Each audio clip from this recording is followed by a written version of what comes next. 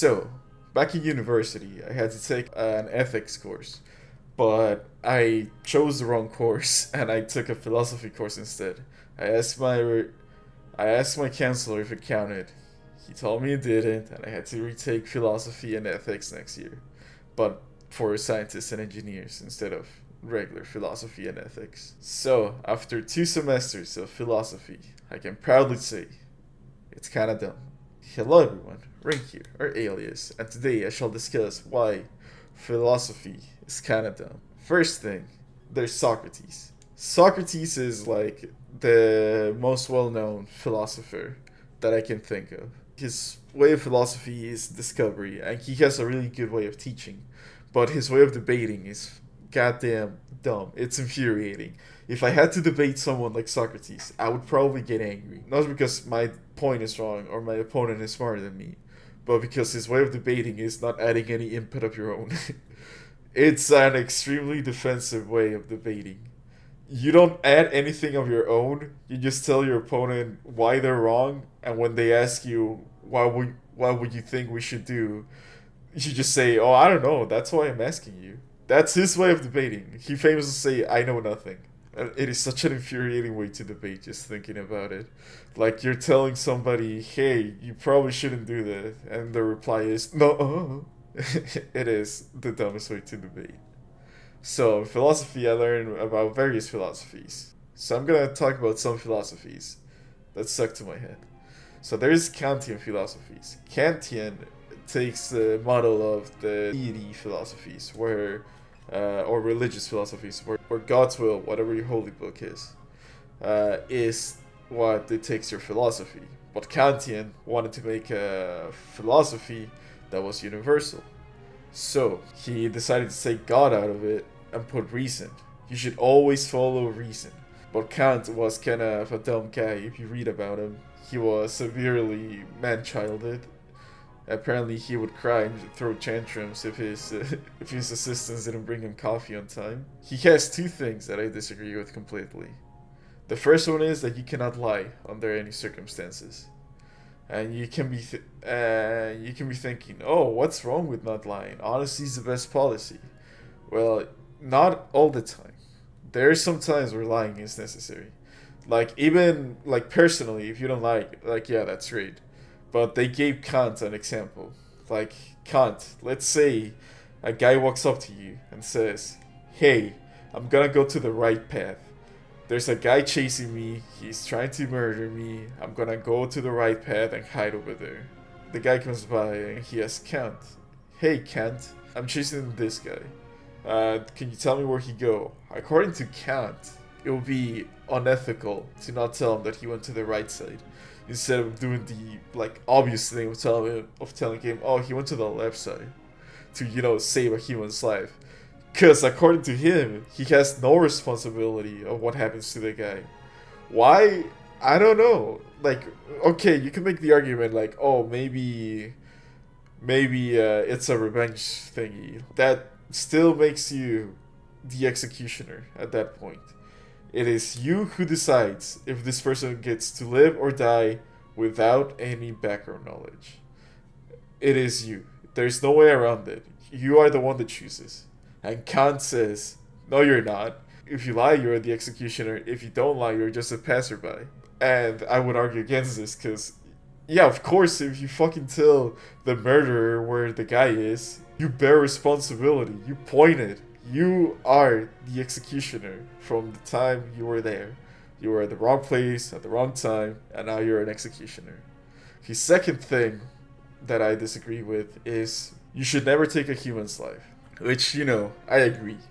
But he said under any circumstance. And they brought this up to Kant. He was like, "Hey, Kant, what about death row inmates? Like, let's say we have this guy with 10 confirmed kills. Should we kill him?" And Kant said, "Yes, but this directly contradicted his philosophy." And people asked like, "Hey, but I thought your philosophy was to not kill." I was like, "Oh, but it's reasonable to kill them." It was like, because you see, since he took their lives away, he gets to, he has to get his life taken away. But, that was kind of like a BS way to, like, fit death row into his philosophy, which is kind of whack, not gonna lie. And this is what made his theory like a little unpopular, kind of because instead of reason being the dictator of what to do, he was now Kant, and that's why this theory didn't take off too much. Another school of philosophy that I remember is the one that makes philosophy into math. So basically, you give everything a numerical value. Let's say you could steal a marzipan. Let's say you could steal a candy from a candy jar at your grandma's house. You know, you could measure. You could give the pleasure you get from the candy like a 5. You can give the pain that it would give your grandma if she caught you like a numerical value. Like I would personally not do it, so and I don't want to disappoint my grandma, so I would give that a 10. And then you like clash the numbers together. Positive 5 minus 10 is negative 5. So it wouldn't be a reasonable thing to do. And that's kind of a neat way to put things. You give everything a value, but then the problem with this theory, it opens the door to scapegoatism. Scapegoatism is an ancient thing where people could do shitty things, but as long as they sacrifice a goat to the gods, it will be cool. Now, scapegoatism applies to this theory because you could be like the shittiest human being, like a serial everything, but as long as you cure cancer and AIDS at the end, you're somehow still a good person, you know? Another less extreme example of that is if, let's say, 5 people need organs, and there's this one guy that's a match for all of them.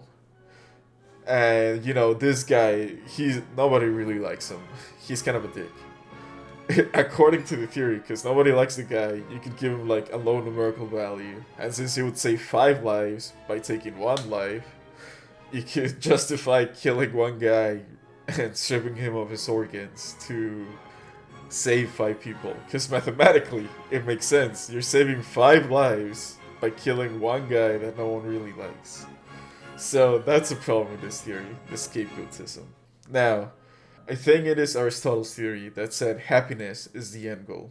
And you know, it's a pretty good goal to be happy. You should always aim to be happy. Like he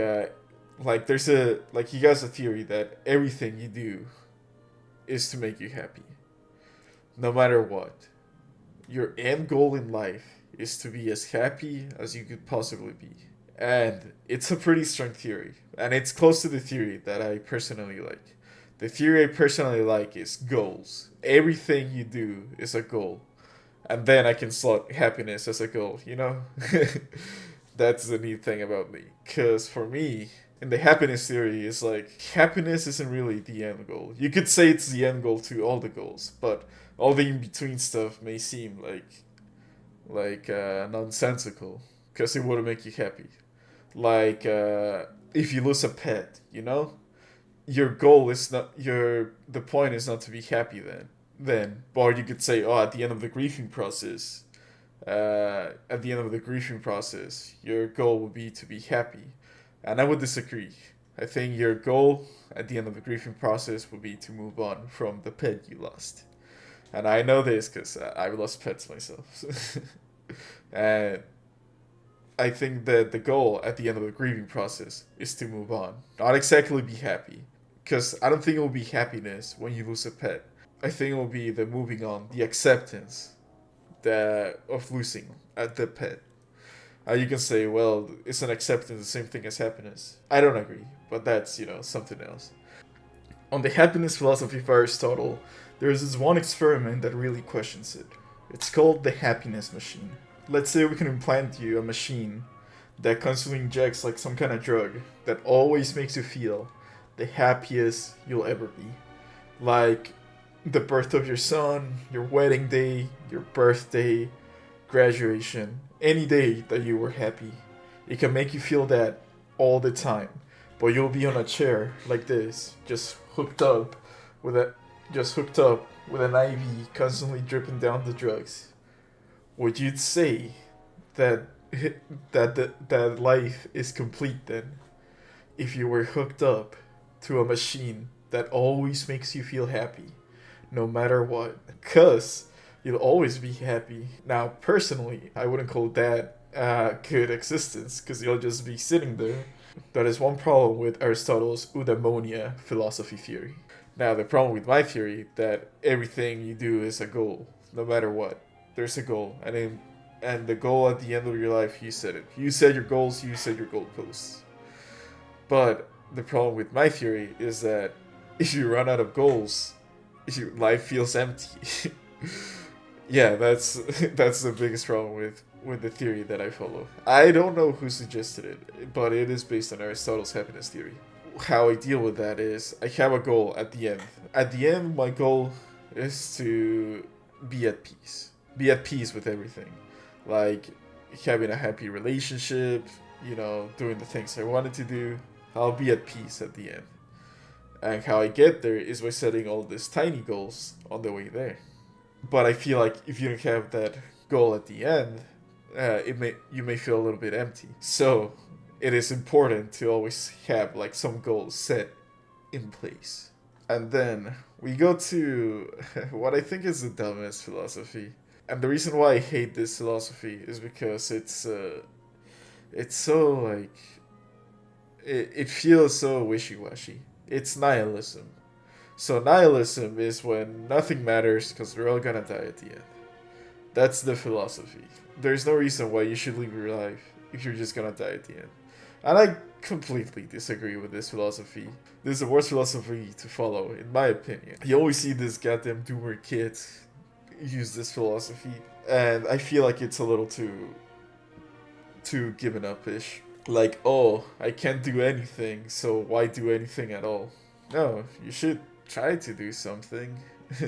Nihilism is not the philosophy to follow. It's the dumbest philosophy, in my eyes. So, this has been the philosophy talk. There are plenty of other schools of philosophies that I haven't mentioned, but these are the ones I remember the most. Maybe I'll do a part 2 where I talk about Stoicism and the philosophy where everything you do is inherently selfish, but I forgot the name of that philosophy. So, this has been Ren, or Alias. Bye bye.